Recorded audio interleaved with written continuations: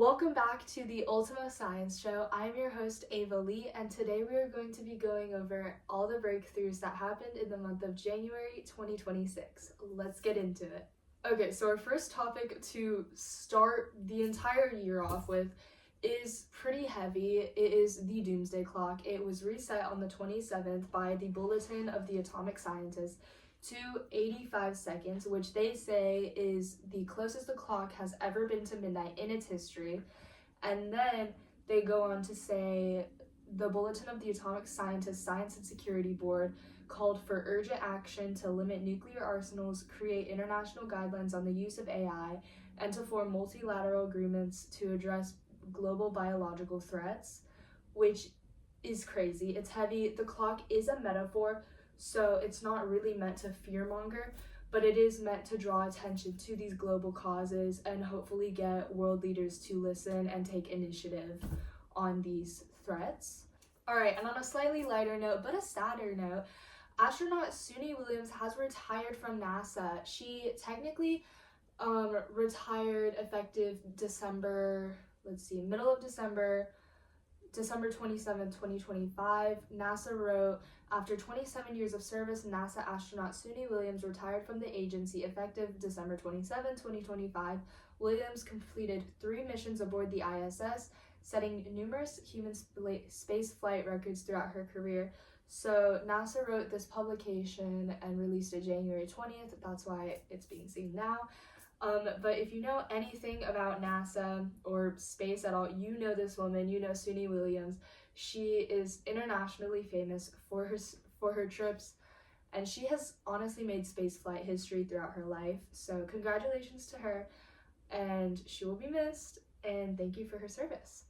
Okay, our next story of the day is crazy big for the world of chemists and pharmaceutical developers, because this is a publication from the UCLA newsroom. A year after undermining Bredt's rule, UCLA scientists have made cage-shaped double-bonded molecules that defy expectations, and this is what they have to say in their key takeaways area of the website. Chemical bonds are forces that hold atoms together in molecules through shared electrons. The rules governing bonding and the shapes of molecules are often thought to be absolute. Geometries of double-bonded carbon atoms called alkenes are usually flat according to their typical rules of organic chemistry. Now, UCLA organic chemists have developed the chemistry of unusual cage-shaped double-bonded molecules called cubene and quadricylene that defy the rules and hold promise for drug discovery. So this is huge because they are changing rules. They're having the current ability of rewriting rules in chemistry, which is changing classes as we know it. This is absolutely insane, and it's really hard to wrap my own brain around it. I currently take chemistry class, and this is just crazy. So good for UCLA. Alright, this next story comes out of NYU and also has to do a lot with chemistry. Their publication is titled, Scientists Design Molecules Backward to Speed Up Discovery. And they've been using generative AI to come up with molecule designs. So they wrote, generative AI models can propose molecular structures guided by target proportions, compressing what once took years of trial and error into hours of computation. A team of researchers has now developed a new method that advances this capability even further. The method, property-guided molecular flow, or PrOP-Mol flow, can generate molecular candidates roughly 10 times faster than existing models and without compromising the accuracy or chemical validity of the results. So essentially, they're taking an AI model and asking it, hey, we would like this result. Can you come up with a chemical bond or a molecular structure to suit that?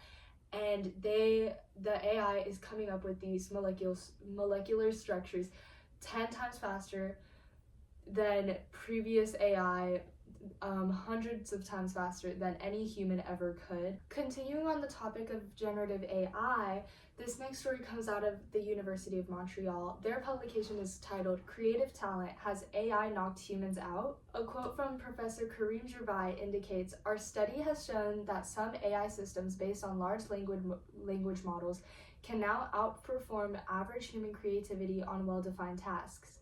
This result may be surprising, even unsettling, but our study also highlights an equally important observation. Even the best AI systems still fall short of the levels reached by the most creative humans. So, essentially what they have come to the conclusion of is based on the average human, the large language models based AI systems can outperform the average human creatively almost all the time, and this includes art, poetry, any type of creative writing style. However, going forward with that claim, if you take the most creative humans, if you take, I don't know who the best poetry writer is in the world, but take them and put them up next to one of these large language models, the human will come out on top every single time. So it's a case-to-case basis, but in this study they did test the AI against 100,000 human participants. So some AI models such as GPT-4 now exceed the average creative performance observed in humans on tasks of divergent linguistic creativity. So take with that what you will. Next story is coming from, I'm gonna tag Eureka because this is the publication that I've read, but I'm also using other sources. Discovery, the people that run the science channel. Discovery is a next-generation exascale supercomputer being built by Hewlett-Packard Enterprise and AMD for the Oak Ridge National Laboratory, expected to arrive in 2028. As the successor to the Frontier system, Discovery is designed for AI and high-performance computing to accelerate scientific breakthroughs in energy, biology, and material science. So we're having a lot of breakthroughs in material science and chemistry and AI right now. Woo! This next story is absolutely huge and it is hitting widespread media internationally. This comes from the Times of India, and they said a Spanish research team says that it has developed a treatment that completely eliminated the most aggressive form of pancreatic cancer in laboratory mice, raising fresh hopes against one of the deadliest cancers. The study, led by Mario Barbacid at Spain's Spanish National Cancer Research Center, found that a newly designed triple drug therapy wiped out pancreatic tumors with no relapse seen after treatment. After 6 years of work, researchers reported that the animals showed minimal side effects and no tumor reoccurrence, results that mark one of the most promising advances yet in pancreatic cancer research. This is absolutely huge. Yes, we're still on laboratory mice, and yes, some sources are saying not to get our hopes up, but this is incredible. This is amazing. So be happy, read that Times of India article. I thought we were done talking about AI for the day. Of course we're not. Now we're looking at Stanford Medicine News Center. New AI model predicts disease while you sleep. Interesting. Let's hear out their professor.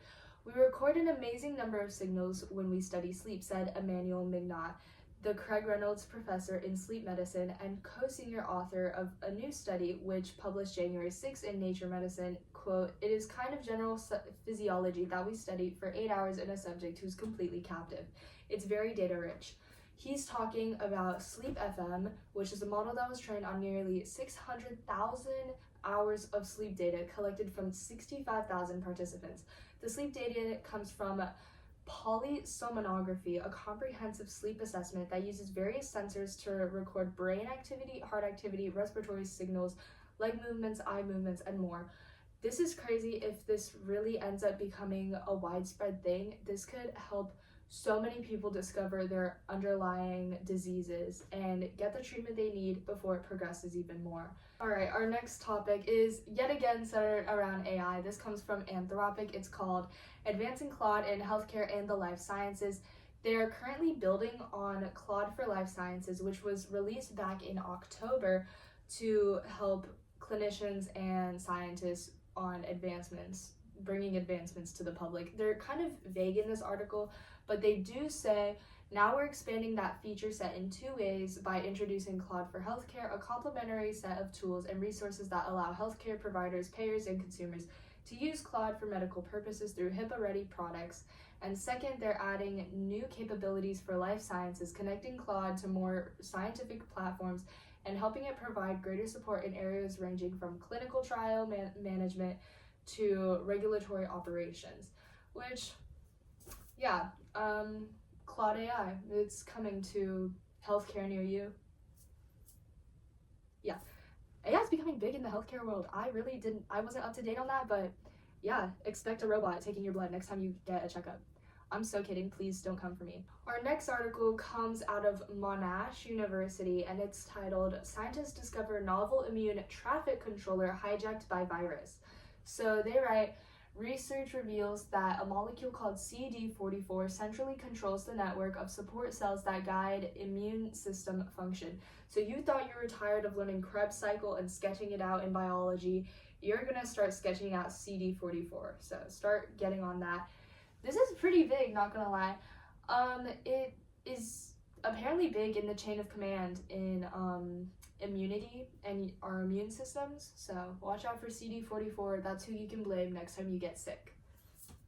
Next, we have reached China, the Chinese Academy of Sciences. They write, quote, China achieves major breakthrough in all-superconducting magnet.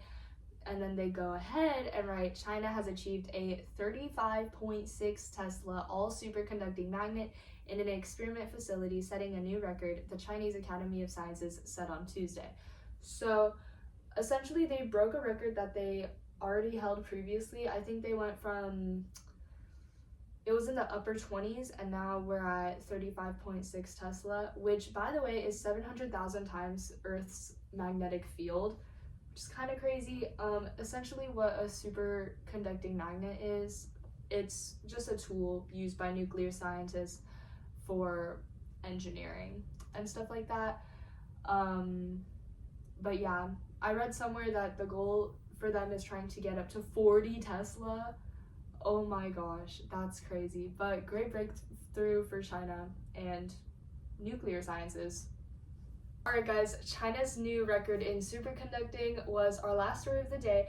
Now I'm heading in to our launch list for February, which I'm super excited for, and I think you will be too.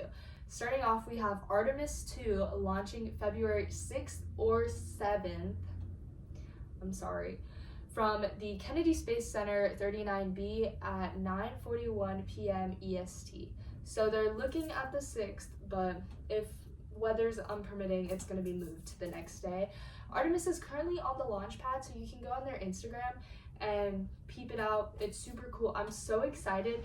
We're taking these completely overeducated astronauts around the moon and further than humanity has really ever gone, because they're going in sort of a figure-8 shape from the Earth around the backside of the moon and then back down to Earth. And I think they said this mission is going to last 10 or 11 days, which I'm just super excited, super geared up to watch this. I'm definitely going to be tuning in live. I'm going to link some channels down below that you can watch the live video. NASA does go live, so you can watch it on NASA, or if you want some commentary, there is another channel I follow that I'm going to put down there. Can't remember the name right now, but it's going to be in the description. Next, we have lots of Starlink launches on Falcon 9, which are super fun to watch because it's like watching two launches. You watch the initial launch and then you watch Falcon 9 come back down. It's pretty cool. So those are all going out of the Kennedy Space, not the Kennedy Space Center. I'm so sorry. I don't have a launch place for these. But there's going to be Starlink launches on February 1st, 2nd, 4th, 6th, and 9th. Those are super interesting to watch. Again, the channel I'm linking down below, they do lives for Starlink as well. Next, we have Crew 12 on Falcon 9 to the ISS on February 11th, but that date is also to be determined. They're launching out of Cape Canaveral Space Station in Florida, and they will be spending 9 months docked to the ISS. So that's super interesting. I'm very excited to watch that launch. Next, we have Vulcan USSF 87 on the 12th or later, so that date's still sort of TBD, out of Cape Canaveral. I don't really know too much about this launch, so I'm gonna look into it more after I post this video, but I'm super excited. I just like rockets going up into the air, to be honest. Lastly, for this next month, we have Blue Origin Bluebird 7 satellite on the New Glenn rocket in late February. They don't have a specific date set yet, but this is coming out of Cape Canaveral as well. So that wraps up our video for the day and our launch list for February. Thank you so much for tuning in for this January wrap-up video, and I will see you next month. Well, that's a wrap. By the way, guys, I'm very new at recording these wrap-up videos, so I'm sure as I continue going and get more experience in the filming of YouTube videos, my videos will get shorter, more summary-ish, and my quality will go up and everything else will slowly get better. But thank you so much for watching this video, and thank you for trusting me with your science news. Goodbye.